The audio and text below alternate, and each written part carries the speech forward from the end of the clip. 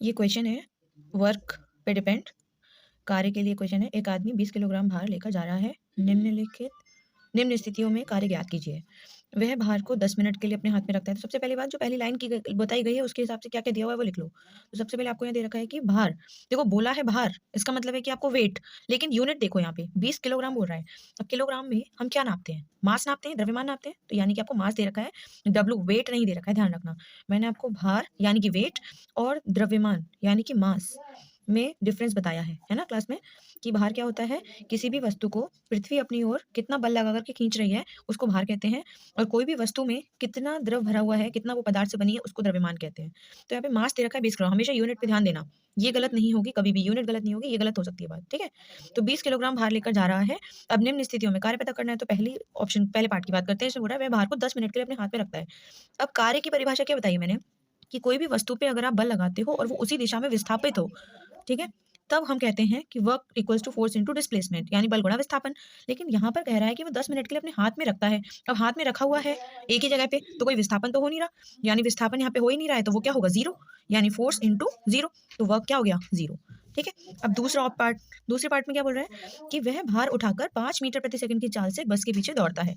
अब इसमें थोड़ा सा हमें देखना पड़ेगा। देखो, कह रहा है कि वेलोसिटी 5 मीटर प्रति सेकंड के चाल से वेग से दौड़ता है।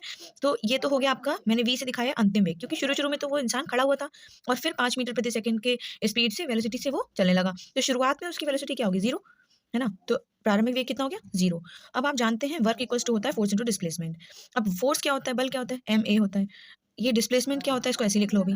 अब आप लोग साइड में लिखो कि जानते हो, क्या जानते हो? देखो, V square minus U square equals to 2 AS।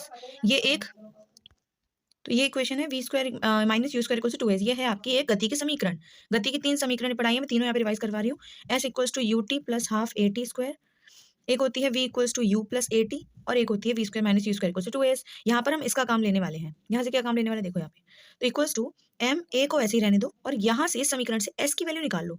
तो देखो, जब एस की वैल्यू निकालनी होगी तो जो इसके साथ 2a है मल्टीप्लाई में, ये उठ करके इसके नीचे आ जाएगा, ठीक है। देखो यहाँ पे V square minus U square upon में आ जाएगा 2a, बराबर क्या रह जाएगा? एस। ये एस की वैल्यू यहाँ से ये उठा करके हम यहाँ रख देंगे। तो ये ब्रैकेट में रख दो, V square minus U square upon 2a। क्यों रखना था ये भी बताती हूँ, वरना कैसे पता चलेगा कि हमें यही काम करना था, ठीक है। तो ये तो एक्स्ट्रा थी, इसको गोली मार दो भी थोड़ी देर के लिए, याद रख लेना, लेकिन बात के लिए क्वेश्चन करते हैं हम, तो ये इंपॉर्टेंट है। यहाँ से हमने इसकी वैल्यू उठा के रखी, क्यों रखी? वो रीजन ये है क्योंकि हमने ना क्वेश्चन में सेकंड पार्ट में या क्वेश्चन में पूरे में एक्सेलरेशन यानी त्वरण का मान नहीं दे रखा। तो हमें इस त्वरण को क्या करना होगा? यहाँ से गायब करना होगा, इसलिए हमने यहाँ से ये वैल्यू उठा के यहाँ रखी। अब देखो यहाँ से क्या होगा? गायब कैसे?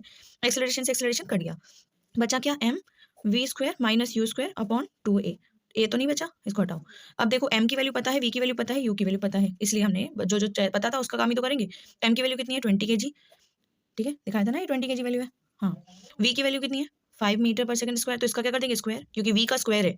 वी की वैल्यू कितनी है? 5 मीटर पर सेकंड, तो ये वी की वैल्यू रख दी, माइनस यू की वैल्यू कितनी है? 0, तो ये आपका 0 हो गया, और अपॉन में 2, ठीक, यहाँ से 2 से काटो, 2 10 20, ये कितना बचा? 10 इंटू 5 का स्क्वायर कितना? 25, और ये माइनस 0, 0 माइनस करने कोई फर्क नहीं पड़ेगा, ये आंसर आपका यहाँ से आता है 250। अब क्या है आपका? वर्क है ना, वर्क पता कर रहे थे, वर्क की यूनिट क्या होती है? जूल। अब इसे डब्बे में बंद करो, और यही आपका है आंसर, ठीक। थर्ड पार्ट में आपसे देखो क्या बोला है, वह भार को जमीन से 5 मीटर की ऊंचाई पर बस के ऊपर ले जाता है, और जी का मान है दे रखा है। तो इसको देखो कैसे करेंगे।